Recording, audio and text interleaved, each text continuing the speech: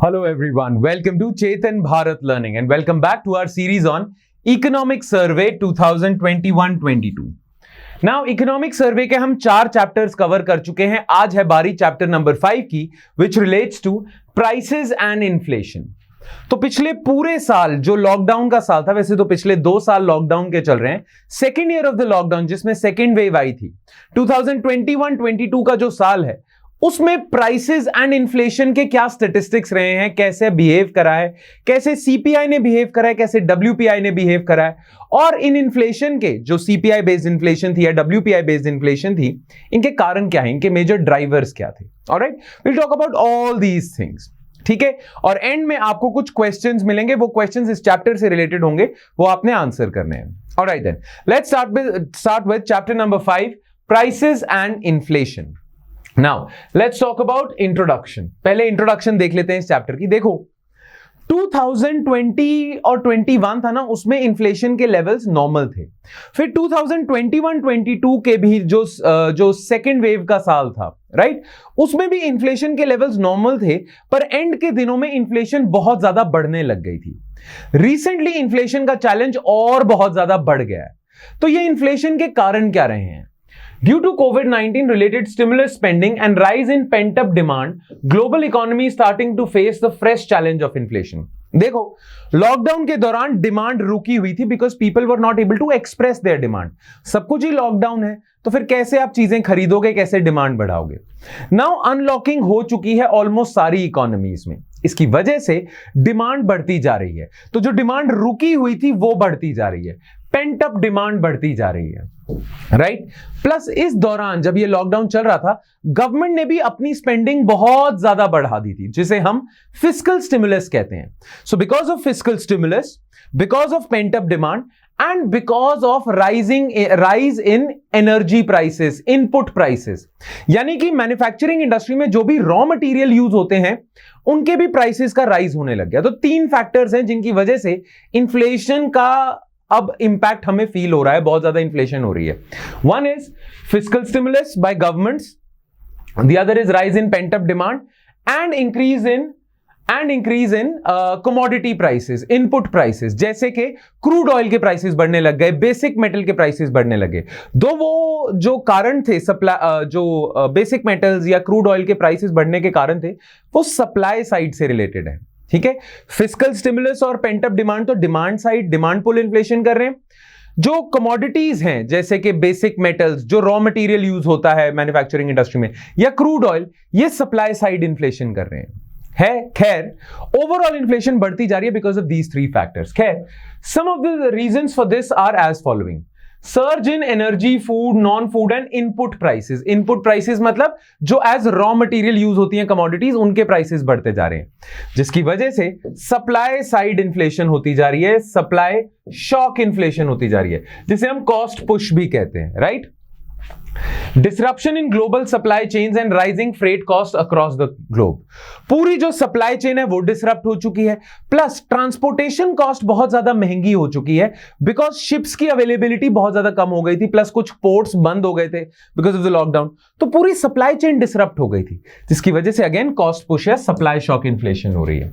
तो ये दोनों कारण तो आपके सप्लाई शॉक के हैं. Then rise in crude oil prices because of increasing demand from recovering economies. Now crude oil का प्राइस बढ़ता जा रहा है क्योंकि लॉकडाउन के दौरान तो बिल्कुल ही डिमांड गिर गई थी. भाई गाड़ियां ही नहीं चलेंगी तो क्रूड ऑयल की डिमांड क्यों होगी, राइट.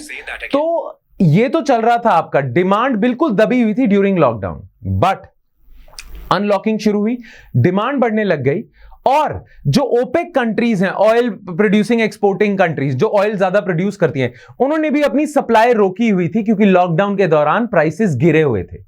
तो जब लॉकडाउन के दौरान प्राइसेस गिरे हुए थे, उन्होंने सप्लाई बिल्कुल ही काट दी ताकि प्राइसेस में गिरावट रुक जाए. अब डिमांड बढ़ती जा रही है, ये सप्लाई बढ़ा नहीं पा रहे ओपेक कंट्रीज, तो क्रूड ऑयल के प्राइसेस भी बढ़ने लग गए थे, राइट. ये कारण थे. During April-December 2021 period, CPI, Consumer Price Index combined, moderated in comparison with corresponding period previous year due to benign food inflation. Now, आपको पता होना चाहिए, जो Consumer Price Index है ना, उसमें बहुत बड़ा रोल फूड इन्फ्लेशन का है. Now, जब 2020 चल रहा था ना, जब फर्स्ट ईयर ऑफ लॉकडाउन था, तब CPI इन्फ्लेशन बहुत ज्यादा थी, बिकॉज पूरी सप्लाई चेन डिसरप्ट हो गई थी। और 2020 के दौरान फूड इन्फ्लेशन 9% के आसपास थी। और क्योंकि फूड इन्फ्लेशन का बहुत बड़ा वेटेज है सीपीआई में, तो ओवरऑल इन्फ्लेशन भी बढ़ गई because of food inflation. But 2021 में क्या हुआ? 2021 में फूड इन्फ्लेशन ड्रामेटिकली नीचे गिर गई, जिसकी वजह से जो 2020 में इन्फ्लेशन लेवल्स देखे गए थे ना सीपीआई के, उससे कम इन्फ्लेशन लेवल्स देखे गए 2021 में। तभी कह रहे हैं CPI moderated in comparison with corresponding previous year due to benign food inflation.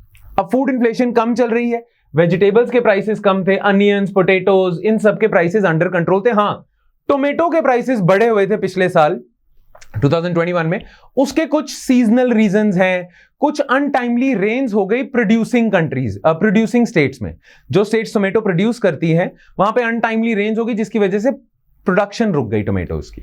Then while seasonality plays a major role in prices of vegetables, random shocks like untimely rains also have an impact on their availability and prices. देखो, जितनी भी vegetables है ना, जैसे onions हो गए, potatoes हो गए, टोमेटोज हो गए, even pulses for that matter, इन सब के प्राइसेस ना सीजनली वेरी करते हैं। तो एक तो सीजनल कंपोनेंट है इनकी इन्फ्लेशन में।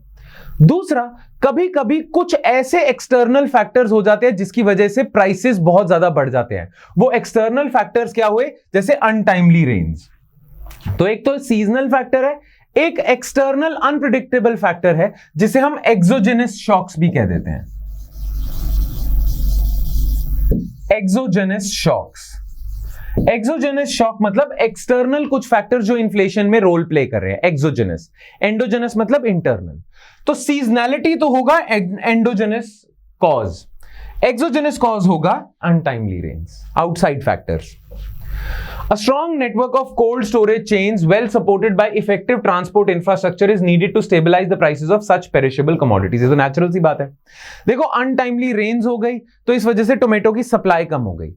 अगर आपके पास अच्छा खासा कोल्ड स्टोरेजेस का नेटवर्क हो तो पिछले साल जो टोमेटो बने हुए थे, सरप्लस टोमेटोज थे, उन्हें आपने स्टोर किया होता तो अब जब अनटाइमली रेन्स की वजह से शॉर्टेज हो गई थी, उन स्टोर टोमेटोज को निकाल देते, सप्लाई बढ़ा देते, प्राइसेस इतने बढ़ते ना। तो इसीलिए need of the our is strong investment in cold storage infrastructure, अच्छी ट्रांसपोर्टेशन फैसिलिटीज, ताकि कहीं भी सप्लाई शॉक ना हो टोमेटोज का या किसी भी कमोडिटी का, पेरिशेबल कमोडिटीज का, पेरिशेबल जो जल्दी खराब हो जाती है। राइट नाउ, पिछले साल सीपीआई बेस्ड इन्फ्लेशन अप्रैल दिसंबर के पीरियड में, हाँ दिसंबर के बाद फिर से सीपीआई बढ़ने लग गई, जनवरी 2022 से तो फिर से सीपीआई बहुत बढ़ने लग गया, पर अप्रैल दिसंबर 2021 के दौरान इन्फ्लेशन, सीपीआई बेस्ड इन्फ्लेशन उतनी नहीं थी जितनी first year of the lockdown में थी। उसका कारण एक और है, proactive measures were taken to contain the price rise in pulses and edible oils, government ने लिए थे, that reported high inflation reflecting the impact of imported inflation in these commodities। जो पल्सेस हैं और जो एडिबल ऑयल्स हैं, ये हम बहुत ज्यादा इंपोर्ट करते हैं, तो इसीलिए अगर इनके इंटरनेशनल प्राइसेस बढ़ने लग जाएंगे तो इंडिया में भी प्राइसेस बढ़ने लग जाएंगे। तो इस पे गवर्नमेंट ऑफ इंडिया ने प्रोएक्टिव मेजर्स लिए थे, काफी स्कीम्स निकाली थी, जिसकी वजह से इसमें इन्फ्लेशन हमें इतनी देखने को नहीं मिली, डिस्पाइट द फैक्ट कि इंटरनेशनल प्राइसेस बढ़ते जा रहे थे। तो गवर्नमेंट को भी क्रेडिट जाता है। प्लस अक्टूबर 2021 में ना गवर्नमेंट ने पेट्रोल डीजल के प्राइसेस कम करने की भी कोशिश की थी। कैसे? पेट्रोल पे लगाती है सेंटर एक्साइज ड्यूटी, तो सेंट्रल गवर्नमेंट ने ये कम कर दिया। स्टेट गवर्नमेंट्स लगाती हैं वैट, तो कुछ स्टेट गवर्नमेंट्स ने ये कम कर दिया। तो जो बहुत ज्यादा दाम बढ़ रहे थे पेट्रोल डीजल के, वो थोड़े से मॉडरेट हो गए ड्यूरिंग अक्टूबर एंड दिसंबर। वो अलग स्टोरी है कि दिसंबर के बाद फिर से बढ़ने लग गए, और वो बहुत ही अलग स्टोरी है। प्लस वो स्टोरी इकोनॉमिक सर्वे ने कैप्चर नहीं करी, क्योंकि इकोनॉमिक सर्वे के पास डेटा था अप्रैल टू दिसंबर का, राइट। तो according to economic survey, centre ने प्रोएक्टिव मेजर लिया, फ्यूल इन्फ्लेशन भी कम कर दी। अब रिटेल इन्फ्लेशन होती है आपकी रिटेल लेवल पे सीपीआई, कंज्यूमर प्राइस इंडेक्स को हम रिटेल इन्फ्लेशन कहते हैं। होलसेल लेवल पे इन्फ्लेशन मेजर करनी है तो we calculate WPI. Now CPI WPI में एक खास चीज देखी गई है, wholesale inflation which remained benign, यानी कि बहुत कम थी ड्यूरिंग 2020-21, बहुत ज्यादा कम थी, वो 2021-22 में बहुत ज्यादा बढ़ गई, 12% के आसपास आ गई थी। ठीक है, witnessed a sharp uptick during April-December 2021 on account of pickup in economic activity, sharp increase in international crude oil prices, high freight costs.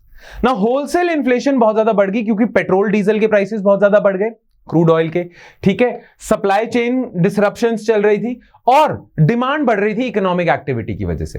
अब आप सोच रहे होंगे कि ये कारण तो सीपीआई के लिए भी ट्रू है, तो फिर डब्ल्यूपीआई इतनी हाई क्यों थी? और हम ये क्यों कह रहे हैं कि इस पीरियड में सीपीआई मॉडरेटेड बट डब्ल्यूपीआई बहुत ज्यादा बढ़ गया, राइट? ये है चीज, ये आप नहीं सोच रहे, सारे इकोनॉमिस्ट ने भी सोचा और उन्होंने इसका नाम दिया है considerable divergence in wholesale and retail inflation. तो इकोनॉमिक सर्वे कहता है there was considerable divergence seen between wholesale and retail inflation. Retail inflation normal है, होलसेल इन्फ्लेशन बहुत ज्यादा बड़ा हो चुका है, दोनों के बीच में बहुत ज्यादा डिफरेंस आ गया। अब उसका कारण क्या है, उसके कारण देखते हैं। Factors responsible for this divergence, एक तो 2020 में ना होलसेल इन्फ्लेशन डब्ल्यूपीआई 2020 में ना डब्ल्यूपीआई तो बहुत ज्यादा कम था, सीपीआई बहुत ज्यादा बढ़ा हुआ था, 6% से ज्यादा था।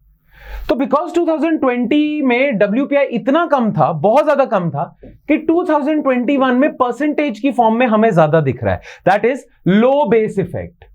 डब्ल्यूपीआई में देखा गया लो बेस इफेक्ट और सीपीआई 2020 में बहुत ज्यादा थी, तो 2020 के मुकाबले 2021 में हमें कम दिख रही है। तो सीपीआई में हमें दिख रहा है हाई बेस इफेक्ट। अब हमने बेस इफेक्ट करा हुआ है, आई एम श्योर अब आपको पता है। तो डब्ल्यूपीआई आपको बहुत ज्यादा इसलिए भी दिख रहा है क्योंकि डब्ल्यूपीआई 2020 में बहुत कम था, इसीलिए लो बेस इफेक्ट चल रहा है। तो पार्टली रीजन है लो बेस इफेक्ट का। दूसरा, divergence in scope and coverage of two indices. अब ध्यान से सुनना, देखो सीपीआई में ना ज्यादा वेट है फूड इन्फ्लेशन का, फूड एंड बेवरेजेस के ग्रुप का। डब्ल्यूपीआई में ज्यादा वेट है मैन्युफैक्चर्ड प्रोडक्ट्स का और फ्यूल का, ठीक है। सीपीआई में ज्यादा फूड का वेट है, तो फूड इन्फ्लेशन अगर कम होगी तो ओवरऑल सीपीआई भी कम होने लग जाएगी क्योंकि सीपीआई में फूड का ज्यादा वेट है। डब्ल्यूपीआई में फूड का इतना वेट नहीं है, डब्ल्यूपीआई में ज्यादा वेट है फ्यूल का और मैन्युफैक्चर्ड प्रोडक्ट्स का। नाउ 2021 में इनपुट प्राइसेस, रॉ मटेरियल जो मैन्युफैक्चर होते हैं उनके प्राइसेस बहुत ज्यादा बढ़ गए थे because of supply chain disruption. Basic metal crude oil का प्राइस बढ़ गया था।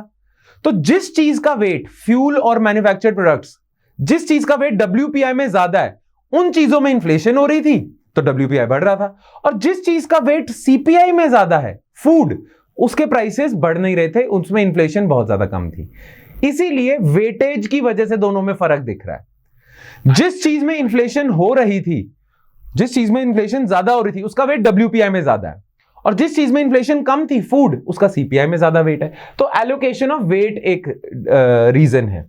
सिमिलरली वही items covered and differences in weight plus WPI is more sensitive to cost push inflation, क्योंकि आप होलसेल लेवल प्रोड्यूसर के लेवल पे देख रहे हो ना इन्फ्लेशन को, so it is more vulnerable to cost push inflation. Again उसका कारण है weight allocation which was led by high prices of imported input goods.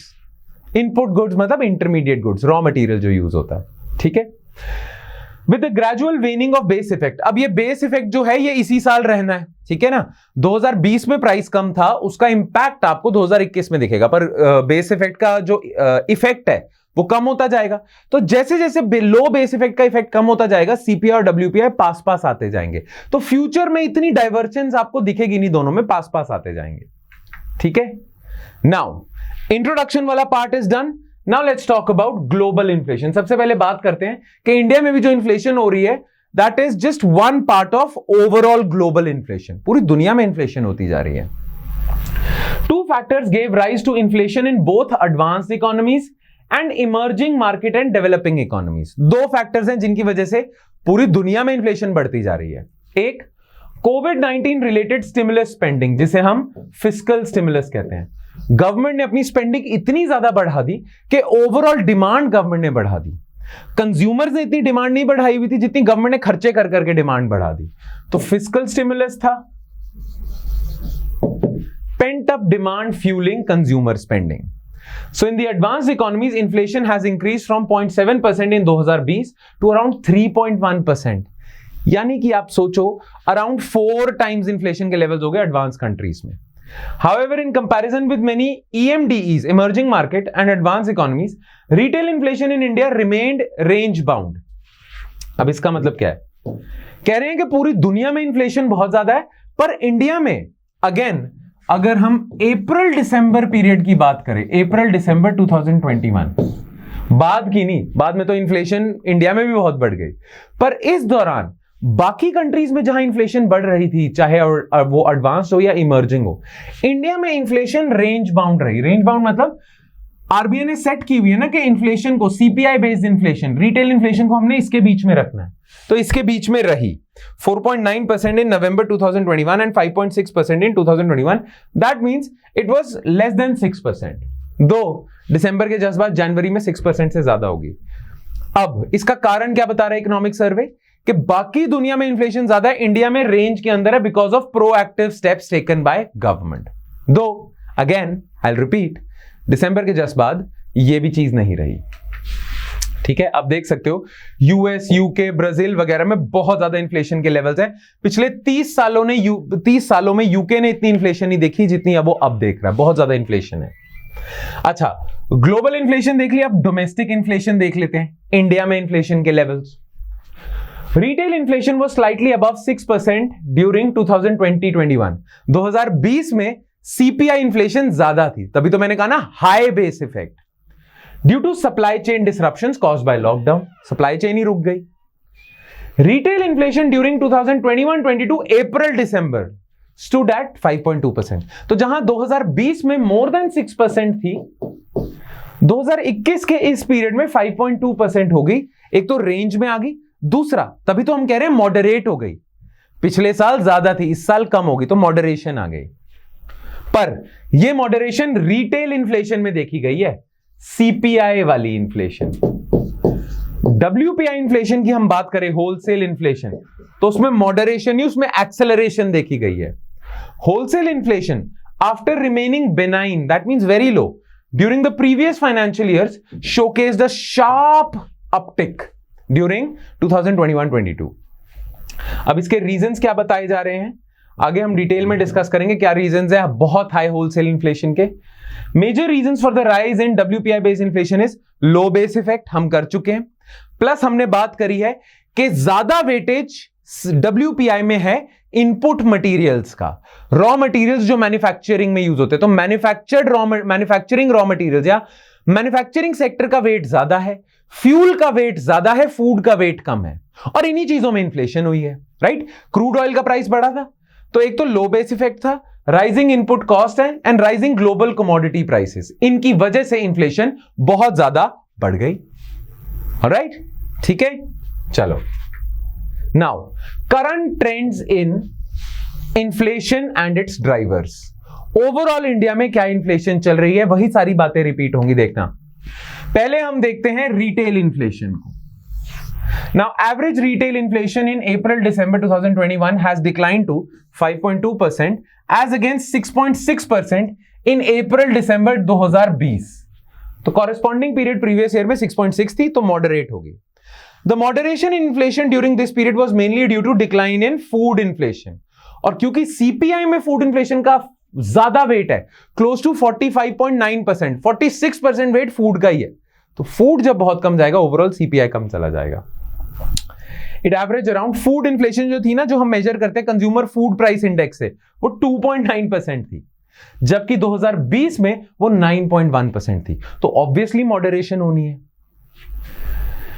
During financial year 2022 retail core inflation यानी कि CPI core inflation has shown a rising trend. हाँ, overall CPI moderate हुआ है क्योंकि food inflation कम हुई है, पर core inflation बढ़ी है पिछले साल के मुकाबले। अब कोर इन्फ्लेशन क्या होती है, नॉन फूड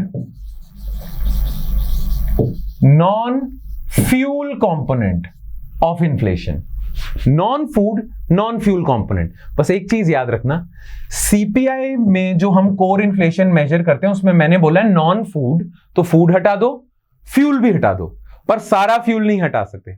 पता है कौन सा फ्यूल आप हटाते हो, सीपीआई कोर में, सीपीआई में से जब आप फूड हटा देते हो, फूड एंड बेवरेजेस का ग्रुप, और फ्यूल एंड लाइट का ग्रुप हटा देते हो, तो आपको मिलता है सीपीआई कोर। पर इस फ्यूल एंड लाइट में पता है क्या आता है? पेट्रोल डीजल नहीं आता। इस फ्यूल एंड लाइट में आता है जो गरीब लोगों का डोमेस्टिक फ्यूल है, जैसे LPG, electricity, kerosene and other fuels.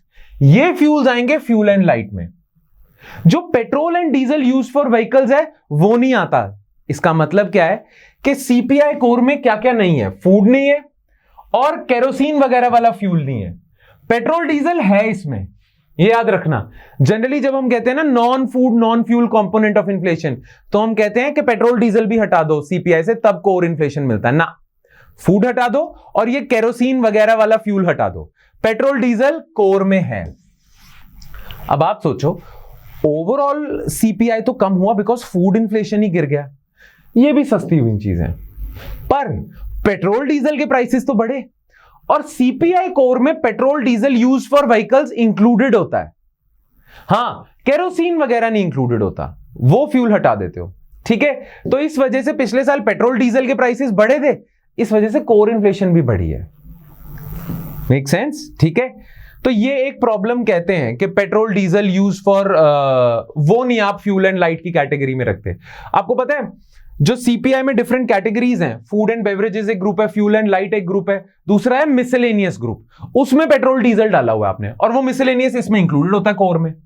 तो पेट्रोल डीजल के प्राइस बढ़ने की वजह से सीपीआई कोर ने तेजी दिखाई है, वरना अगर पेट्रोल डीजल भी आप हटा लो कोर में से तो उसे हम कहते हैं रिफाइंड कोर। कि जब आप फूड भी हटा दो, फ्यूल भी हटा दो और पेट्रोल डीजल वाला फ्यूल भी हटा दो तो रिफाइंड कोर कहते हैं। तो हमने पाया कि रिफाइंड कोर इतनी तेजी से नहीं बढ़ा, कोर बढ़ा है।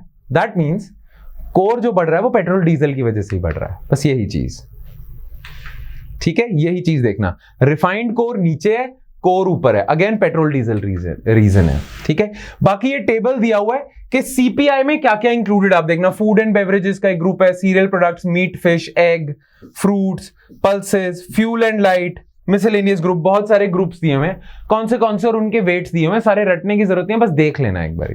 ऑलराइट, चलो अब रिटेल इन्फ्लेशन को ड्राइव किसने करा है? 5.2% तो हुई है, किन किन कारणों से हुई है? Unlike financial year 2021, which is 2020-21, when major driver of inflation was food and beverages group, the major driver of inflation in financial year 22 were miscellaneous. Miscellaneous में क्या है? Petrol diesel. अच्छा, miscellaneous में सर्विसेज भी हैं, education service, health service, transport service, ठीक है। तो miscellaneous में एक सब कैटेगरी है ट्रांसपोर्ट एंड कम्युनिकेशन। ट्रांसपोर्ट में आपने पेट्रोल एंड डीजल को डाला हुआ है, ठीक है, एंड फ्यूल एंड लाइट। तो 2021-22 में जो इन्फ्लेशन हो रही है सीपीआई में, उसके मेजर कंट्रीब्यूटर फूड नहीं है, फ्यूल एंड लाइट है और मिसलेनियस है। Within the miscellaneous group, the sub group transport and communication, जिसमें पेट्रोल डीजल है, contributed the most, followed by health. Fuel and light and transport communication, इसके बारे में देख लेते हैं। Mostly driven by high international crude prices, petroleum product prices and higher taxes.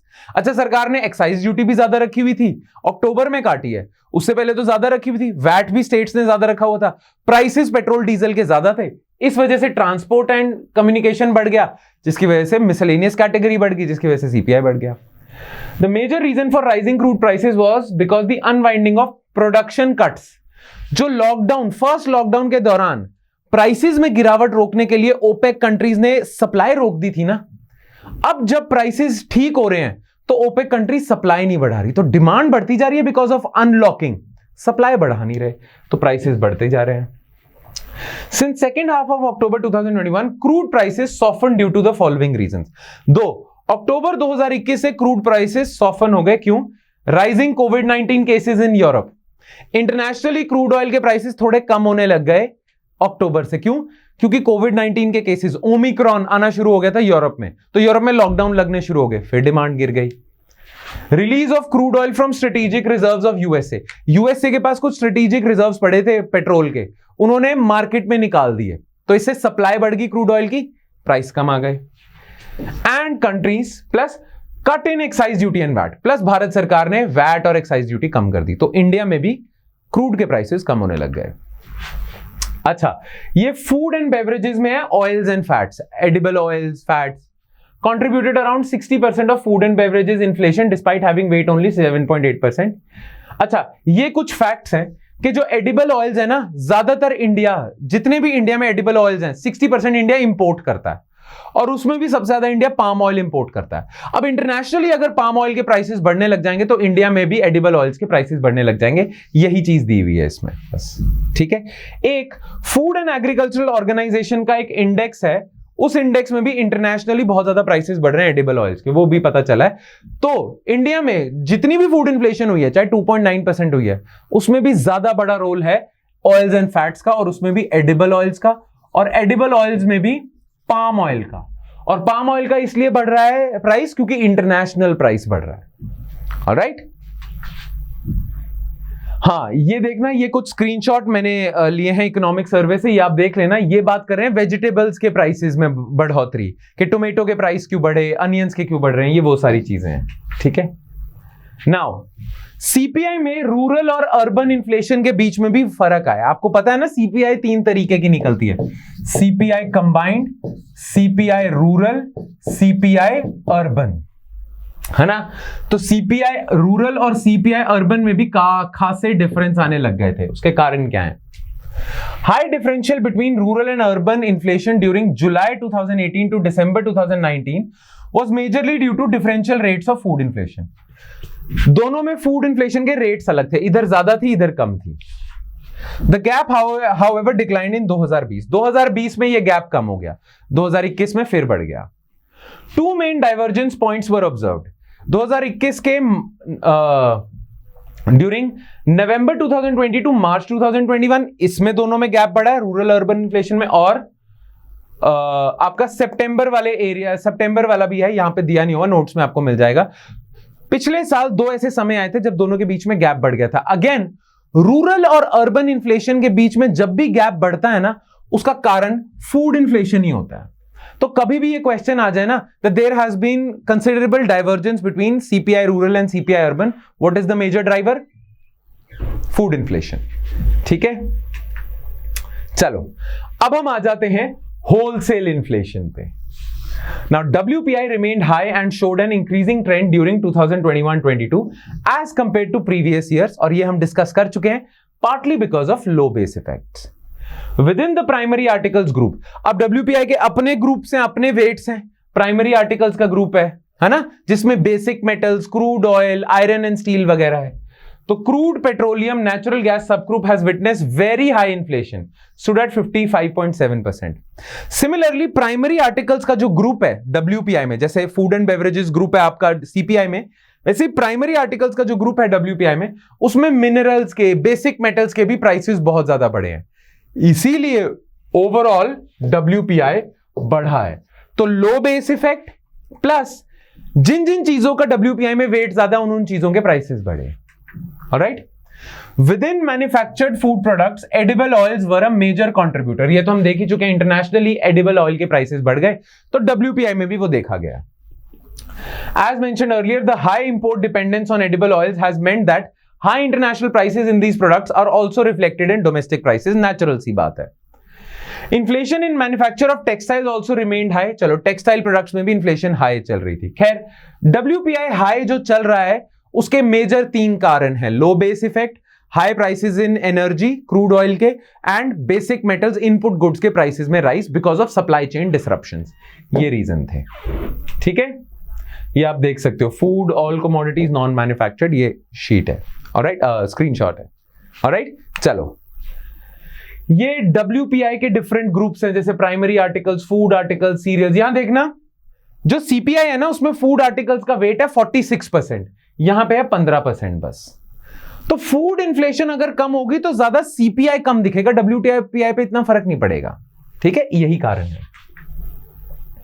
अच्छा, next topic है हमारा CPI और WPI में डाइवर्जेंस। अगेन ये हम कर चुके हैं, फिर भी एक बारी मैं आपको बता देता हूं। Following reasons can explain this divergence. एक तो है बेस इफेक्ट, हम कर चुके हैं। जहां WPI इन्फ्लेशन 2020 में बहुत कम थी, CPI बहुत ज्यादा थी, तो WPI के केस में हुआ लो बेस इफेक्ट, इन्फ्लेशन ज्यादा दिखी है। CPI के केस में हुआ हाई बेस इफेक्ट, इन्फ्लेशन कम दिखी है, तो इसलिए डाइवर्जेंस आई है। देन वेरिएशन इन वेट्स ही हम डिस्कस कर चुके हैं। WPI डिफरेंट चीजों को वेट्स एलोकेट करता है, डिफरेंट वेट्स एलोकेट करता है। अब WPI में उन्हीं चीजों के ज्यादा वेट्स थे जिनमें इन्फ्लेशन पिछले साल ज्यादा देखी गई है, इसलिए WPI बढ़ा हुआ था 12% के आसपास। CPI 5.2% था, बिकॉज CPI में उन्हीं चीजों के जो वेट्स हैं वो CPI में कम है। यानी कि फ्यूल एंड लाइट का या ट्रांसपोर्टेशन का इतना वेट नहीं है CPI में जितना WPI में है, इसलिए चाहे पेट्रोल डीजल के प्राइसेस बहुत ज्यादा बढ़े, CPI पे इतना फर्क नहीं पड़ा, क्योंकि CPI में ज्यादा रोल है फूड का, और फूड गिरा हुआ था। ठीक है, बस यही चीज। एंड लैगेड पिकअप इन डिमांड, ये भी एक कारण है divergence, difference between CPI and WPI। While production has gradually picked up in 2021-22 to reach the pre-pandemic levels, consumption demand is yet to normalize. मतलब प्रोड्यूसर्स तो दबा दबा के चीजें प्रोड्यूस करते जा रहे हैं, कंज्यूमर्स इतना कंज्यूम नहीं कर रहे, डिमांड उस लेवल तक नहीं पहुंची है। अब कंज्यूमर के लेवल पे जब हम प्राइसेस को देखते हैं तो हम होते हैं CPI के डोमेन में, जब प्रोड्यूसर्स के लेवल पे हम प्राइसेस देखते हैं तो हम WPI के डोमेन में होते हैं। तो प्रोड्यूसर्स तो दबा दबा के चीजें प्रोड्यूस कर रहे हैं, इसीलिए वो बल्क में रॉ मटेरियल भी खरीद रहे हैं, सारी चीजें खरीद रहे हैं, तो उनके प्राइसेस ज्यादा दिख रहे हैं, क्योंकि प्रोड्यूसर जो चीजें डिमांड कर रहे हैं उनकी डिमांड तो बढ़ती जा रही है। हाँ, कंज्यूमर ज्यादा डिमांड नहीं कर रहे, इसलिए कंज्यूमर लेवल पे प्राइसेस कम है, होलसेल लेवल पे प्राइसेस ज्यादा है। ये डिमांड का भी खेल है, क्योंकि होलसेल प्राइस अलग पॉइंट पे होता है, कंज्यूमर प्राइस कंज्यूमर पॉइंट पे होता है, अहेड इन सप्लाई चेन। तो ये मेन रीजन है। ऑलराइट, चलो बाकी ग्लोबल कमोडिटी प्राइसेस का क्या लिंक है डोमेस्टिक इन्फ्लेशन के साथ हमारे कंट्री की, वो यहां पे इकोनॉमिक सर्वे ने बड़े अच्छे से एक्सप्लेन किया हुआ है, वो मैंने स्क्रीनशॉट आपके साथ आपके नोट्स में शेयर कर दिया, इसे भी जरूर पढ़ना, MCQs इसमें से भी आ सकते हैं। तो ये जो स्क्रीनशॉट्स में शेयर करता हूं इकोनॉमिक सर्वे के, ये आपने पढ़ने होते हैं, इसमें से सवाल बनते हैं ये बॉक्सेस से। ठीक है, चलो prices of other important categories वो देखते हैं। Now pricing of other important categories में हम क्या करेंगे, देखो हमने ओवरऑल CPI देख ली, ओवरऑल WPI देख ली, पर कुछ और ऐसी चीजें हैं जिनके प्राइसेस को हमें अच्छे से ट्रैक करना होता है, वो इंपॉर्टेंट है। वो दो चीजें क्या हैं, एक तो हाउसिंग सेक्टर है, because government of India is interested in affordable housing. We want that houses should be affordable for all. तभी तो हम कर रहे हैं ना हाउसिंग फॉर ऑल पॉलिसी, प्रधानमंत्री आवास योजना वगैरह। सो एक तो हम हाउसिंग प्राइसेस को ट्रैक कर रहे हैं, दूसरा इस पैंडेमिक ने हमें बता दिया कि मेडिसिन और फार्मा सेक्टर कितना इंपॉर्टेंट है। तो एसेंशियल मेडिसिन और फार्मा प्राइसिंग को भी, फार्मास्यूटिकल प्राइसिंग को भी हम ट्रैक करते हैं। तो ये जो अदर इंपॉर्टेंट कैटेगरीज है ना, उसमें हम हाउसिंग और फार्मा को देखेंगे। सबसे पहले देखते हैं हाउसिंग को। तो देखो हाउसिंग प्राइसेस में ना ज्यादा आपको देखने की जरूरत नहीं है। जब फर्स्ट ईयर ऑफ लॉकडाउन था ना, दैट इज 2020, तो 2020 में पूरी रियल एस्टेट मार्केट कोलैप्स कर गई थी, हाउसिंग मार्केट कोलैप्स कर गई थी, क्योंकि लॉकडाउन लगे हुए हैं। अच्छा, एग्जिस्टिंग जितने भी हाउसेज अंडर कंस्ट्रक्शन चल रहे थे, या जितने भी गवर्नमेंट के सोसाइटीज, बड़ी बड़ी सोसाइटीज के जो कंस्ट्रक्शन के प्लान्स चल रहे थे, सब रुक गए। तो हाउसेज की सप्लाई कम थी। अच्छा, हाउसेज की डिमांड भी बहुत ज्यादा कम थी, क्योंकि लॉकडाउन लगा हुआ है, अभी सबने सब कुछ रोक दिया। तो इसीलिए हाउसिंग मार्केट में ना ज्यादा ट्रांजैक्शंस नहीं हो रही थी। पर जैसे ही 2021 आया तो हाउसिंग मार्केट में तेजी देखी गई, ट्रांजैक्शंस की तेजी देखी गई, खरीद फरोख्त की तेजी देखी गई, और तेजी नॉर्मल नहीं देखी गई, बहुत ज्यादा तेजी देखी गई। तो housing market actually picked up, specially residential housing market बहुत ज्यादा तेजी से पिकअप कर गई। उसके कारण क्या थे? Well, during financial year 2020-21, housing sector was severely impacted. Why? Slowing down of various housing construction projects due to lockdown, with loss of income, uncertainty about future income, and stay-at-home orders, home buyers delayed their housing purchases. कईयों की job चली गई, कईयों की तनख्वाह कम हो गई, तो बहुत सारे लोगों ने अपने घर खरीदने के डिसीजन को डिले कर दिया। तो इस वजह से हाउसिंग प्राइसेस टैंक कर गए, हाउसिंग मार्केट ही टैंक कर गई 2020 में। 2021, after the initial COVID-19 induced restrictions were removed, transactions in housing properties increased significantly. क्यों? क्योंकि एक पेंट अप डिमांड है। ऑलरेडी आप सोच रहे थे घर खरीदने का, बस डिले करा था, तो जितनों ने डिले करा था वो आ गए अब खरीदने। इंप्रूव्ड अफोर्डेबिलिटी, गवर्नमेंट ने बड़े स्टेप्स लिए जिससे हाउसेस अफोर्डेबल कर दिए जाए। उसके लिए गवर्नमेंट ने क्या करा? लोन्स पे इंटरेस्ट रेट कम कर दिए, है ना।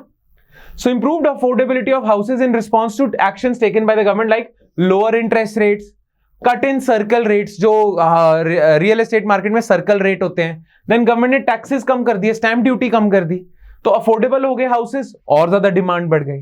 देन बहुत सारे banks, mortgage companies, housing finance companies जो लोन्स देती हैं घर खरीदने के लिए, उन्होंने भी इंटरेस्ट रेट्स कम रखे हुए थे, तो इस वजह से अफोर्डेबिलिटी बढ़ गई हाउसेस की।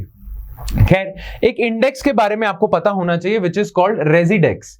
रेजिडेक्स इंडेक्स जो होता है ये ट्रैक करता है 50 सिटीज में रेजिडेंशियल हाउसेस के प्राइसेस को। ठीक है, 50 शहरों में इंडिविजुअली रेजिडेंशियल हाउसेस है ना, उनके प्राइसेस को ट्रैक करता है। अब ये जो रेजिडेक्स इंडेक्स है इसे निकालता है नेशनल हाउसिंग बैंक, और जैसा कि आप जानते हो हर इंडेक्स में बेस ईयर होता है, सीपीआई डब्ल्यूपीआई में भी होता है, रेजिडेक्स में बेस ईयर है 2017-18, तो ये आपने याद रखना है। ठीक है, चलो बाकी गवर्नमेंट ने क्या क्या स्टेप्स लिए टू एंश्योर अफोर्डेबल हाउसिंग, वो यहां पे दिए हुए हैं। टैक्स बेनिफिट्स दिए थे, प्रधानमंत्री आवास योजना थी, credit link subsidy scheme for middle income group था, राइट। तो गवर्नमेंट ने बहुत सारे स्टेप्स लिए थे, वो यहां स्क्रीनशॉट में दिए हुए हैं। ये बॉक्स था इकोनॉमिक सर्वे में, recent measures taken by government to enhance housing affordability. ये सारे याद रखने हैं आपने, जितने भी बॉक्सेस शेयर्ड हैं याद रखने। ये वाला पर्टिकुलरली गवर्नमेंट स्कीम्स, ये प्रीलिम्स में भी आ सकता है, मेंस में भी आ सकता है, ऑलराइट, तो इसको देखना है। अब हम आ जाते हैं फार्मा प्राइसिंग में। नाउ ये भी इंपॉर्टेंट है। To ensure availability and accessibility of medicine at affordable rates, the government regulates drug prices through National Pharmaceutical Pricing Authority। NPPA ensure करता है कि बहुत ज्यादा ना प्राइसेस हो जाएं एसेंशियल मेडिसिन के। तो NPPA ना एक्चुअली मेंटेन करता है national list of essential medicine. National list of essential medicine में इन मेडिसिन के प्राइसेस को कंट्रोल किया जाता है जिन्हें हम एसेंशियल कंसिडर करते हैं। ठीक है, चलो अब इनिशिएटिव्स कोविड के दौरान क्या लिए हुए थे ये आप देख लेना कि ऑक्सीजन जो सिलेंडर से उनके प्राइसेस कम कर दिए थे, याद है ना, सेकंड वेव के दौरान ऑक्सीजन की काफी रिक्वायरमेंट थी। मास्क के प्राइसेस, रेमडेसिविर जो मेडिसिन थी उनके प्राइसेस कंट्रोल किए थे।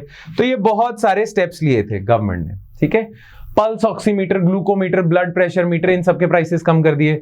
शेड्यूल्ड ड्रग्स जैसे रेमडेसिविर, इनके ऊपर सीलिंग प्राइस लगा दिए कि इससे ज्यादा नहीं कर सकते, और बहुत सारे स्टेप्स लिए थे। ठीक है, तो ये आप पढ़ लेना खुद, हाँ पर पढ़ना जरूर है। Just because it is not being discussed in this lecture, इसका मतलब ये नहीं है कि जो जो आपके नोट्स में दिया हुआ है वो अनएसेंशियल है, नॉन एसेंशियल है। एसेंशियल एक एक वर्ड है, इसीलिए नोट्स में डाला गया। ऑलराइट, तो ये सारी चीजें आपने पढ़नी है। ठीक है जी, चलो अब देखो ये एक लास्ट सेक्शन है हमारे इस चैप्टर का, ये इंपॉर्टेंट है। देखो इन्फ्लेशन जो होती है ना वो दो कारणों से होती है। एक तो होती है डिमांड जरूरत से ज्यादा हो जाए, एक होती है सप्लाई जरूरत से ज्यादा कट जाए या सप्लाई चेन में डिसरप्शन आ जाए। अब देखो डिमांड पे तो ना पूरा गवर्नमेंट का कंट्रोल नहीं है, दो गवर्नमेंट इन्फ्लुएंस करती है डिमांड को कि government fiscal stimulus they they demand बढ़ाने के लिए, गवर्नमेंट टैक्सेस कम कर दे ताकि कंज्यूमर डिमांड बढ़ सके। तो गवर्नमेंट कैन इन्फ्लुएंस डिमांड, पर गवर्नमेंट का इतना कंट्रोल नहीं है डिमांड का। पर to ensure adequate supply of commodities, government के हाथ में पूरी कमान है। अगर गवर्नमेंट चाहे तो ये जो टोमेटोज वगैरह में इन्फ्लेशन हुई थी, कुछ फूड की चीजों में इन्फ्लेशन हुई थी, अगर गवर्नमेंट चाहे तो सप्लाई साइड पे गवर्नमेंट ऐसे स्टेप्स ले ले कि कभी सप्लाई शॉर्टेज ही ना हो इन चीजों की, और अगर सप्लाई शॉर्टेज नहीं होगी तो सप्लाई शॉक इन्फ्लेशन नहीं होगी। तो लॉन्ग टर्म में गवर्नमेंट को फोकस डिमांड वाली साइड पे नहीं करना चाहिए, क्योंकि डिमांड तो ऊपर नीचे चलती रहती है। लॉन्ग टर्म में गवर्नमेंट को ऐसे रिफॉर्म्स लेने चाहिए ताकि सप्लाई चेन हमेशा स्मूथ रहे। इसीलिए हम डिस्कस करते हैं long term perspective for management of supply side factors. अब इकोनॉमिक सर्वे ने एक्चुअली 3 पॉइंट्स आइडेंटिफाई करे जिससे सप्लाई चेन आपकी स्मूथ रहेगी चाहे कोई भी क्राइसिस आ जाए। और इकोनॉमिक सर्वे की ऑब्जर्वेशन ज्यादातर फूड के सप्लाई पे ही है, फिर भी ये कुछ चीजें हैं, ये आपको प्रीलिम्स के लिए भी पता होनी चाहिए और मेंस के लिए तो ये बहुत इंपॉर्टेंट है। क्वेश्चन पूछा जा सकता है व्हाट वे फॉरवर्ड में कि what steps should government take to ensure that these supply chain disruptions do not repeat in future. तो नंबर 1 क्या है? Changing production patterns. देखो अभी जो हमारा किसान है वो अभी भी ग्रीन रेवोल्यूशन के हैंगओवर में चल रहा है, वो मोनोकल्चर ऑफ राइस व्हीट करता जा रहा है। पर बहुत सारी ऐसी कमोडिटीज हैं इंडिया में जिनकी डिमांड तो बहुत ज्यादा है, पर हमारे फार्मर्स वो प्रोड्यूस नहीं कर पा रहे हैं। तो हम उन चीजों की डिमांड कहां से पूरा करते हैं? इंपोर्ट करके।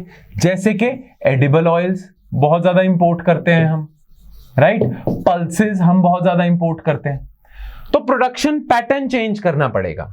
Encouraging farmers to shift from cultivation of rice and wheat to pulses and oil seeds would help ensure that the country is self-reliant in pulses and oil seeds और import dependent कम है. Shift in cultivation towards pulses would also enable the government to maintain realistic buffer stock of rice and wheat.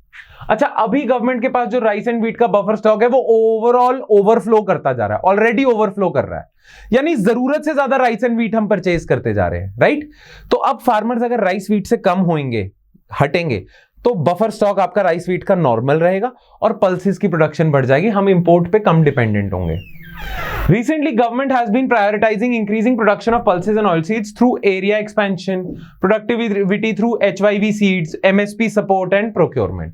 तो जो चीजों से, जिन हथकंडों से आपने rice wheat की production बढ़ाई, वही हथकंडे अब गवर्नमेंट अपना रही है ऑयल सीड्स और पल्सेस के लिए, ठीक है, ताकि इंटरनेशनल प्राइसेस पे डिपेंडेंस ना रहे. Next, calibrated import policy. Now, knee-jerk reactions to price rise of essential commodities like pulses and edible oils through frequent import duty revisions to providing immediate relief to consumers in the way of lower prices send wrong signals to domestic producers and create an environment of uncertainty. देखो, generally government import duty बहुत लगाती है, पर जब prices बढ़ जाते हैं तो इंपोर्ट्स बढ़ा देती है. ये जो पॉइंट है ना, ये बेसिकली पता है क्या आर्ग्यू कर रहा है कि गवर्नमेंट की ना इंपोर्ट पॉलिसी स्टेबल नहीं है. प्राइसेस बढ़े तो ये कर देंगे, प्राइसेस ठीक हुए तो ये कर देंगे. तो एक स्टेबल पॉलिसी रखोगे ना तो इंडिया के डोमेस्टिक प्रोड्यूसर्स भी आगे की प्लानिंग कर पाएंगे, क्योंकि जो टोमेटो, पल्सेस वगैरह के प्रोड्यूसर है उन्हें तो पता है मार्केट की सीजनैलिटी क्या है, तो वो उसी हिसाब से प्लानिंग करते रहेंगे, ठीक है. तो you need a predictable import policy. कि यार इंपोर्ट्स आपके लिबरली होने चाहिए, ठीक है, ऐसा नहीं है नी जर्क रिएक्शन नहीं है कभी ये कभी वो. प्रिडिक्टेबल इंपोर्ट पॉलिसी रखो तो ओवरऑल सप्लाई डोमेस्टिक प्रोड्यूसर्स ही अच्छी सप्लाई रखेंगे. Then focus on transportation and storage infrastructure. ये तो हम कर चुके हैं टोमेटो के केस में. अगर अच्छा कोल्ड चेन का इंफ्रास्ट्रक्चर है, ट्रांसपोर्ट का इंफ्रास्ट्रक्चर है, तो कभी एक्सोजेनस शॉक्स की वजह से अगर सप्लाई शॉक भी हो जाता है तो भी आपके पास स्टोर्ड पड़े इतने सारे टोमेटो पोटेटो, तो वहां से कर लेना. तो ये चीज चाहिए. So all of these things are supply side factors. ठीक है, क्लियर. चलो फिर इसी के साथ हमारा आज का लेक्चर खत्म होता है. ठीक है, आज का हमारा प्राइसेस एंड इन्फ्लेशन का पूरा लेक्चर खत्म होता है और इस लेक्चर के एंड में आपको मिलेंगे ये क्वेश्चंस फॉर प्रैक्टिस. ठीक है, तो इस लेक्चर के साथ डाउनलोड पीडीएफ जब आप करोगे तो पीडीएफ होगी, उसमें कुछ 5 एमसीक्यूज आपको मिलेंगे इस लेक्चर से रिलेटेड. आप वैसे 5 एमसीक्यूज सॉल्व कर सकते हो, या इसी लेक्चर के नीचे एक बटन होगा टेक क्विज, तो आप उस पर क्लिक करना, आपके सामने 5 एमसीक्यूज का क्विज आ जाएगा रिलेटेड टू दिस लेक्चर. आप वो 5 एमसीक्यूज आंसर करो. ठीक है, चलो फिर that's it from my side guys. I hope you liked today's lecture and I hope it added some value to your preparation. वैसे प्रीलिम्स पास आता जा रहा है तो ये अच्छे से लेक्चर देखना है, नोट्स रिवाइज करने और एमसीक्यूज देने हैं. कोई डाउट हो तो जरूर पूछना है और जल्दी पूछना है क्योंकि प्रीलिम्स पास है. Alright then, thank you so much guys.